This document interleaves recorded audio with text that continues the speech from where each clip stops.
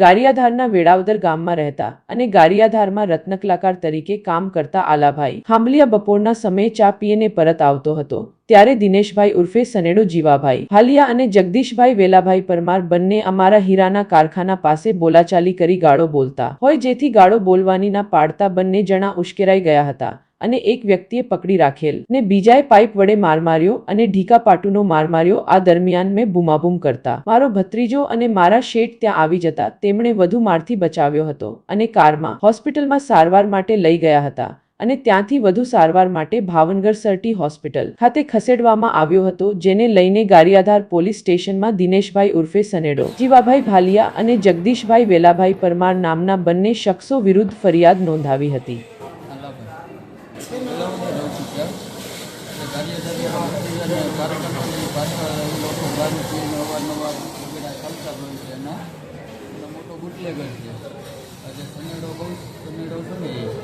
એનો એક સાગરીત હતો જગદીશ કર્યો, બરાબર। એમને મને પાઇપ મારી સનેડાએ પકડી રાખ્યો અને અવારનવાર આવવાના એ જોશા હોય જ છે એને। બે જણા હતા, એકનું નામ સનેડો અને એકનું નામ જગદીશ। લોખંડનું પાઇપ કર્યો, સનેડાએ પકડી રાખ્યો, જગદીશે ઘા કર્યા છે।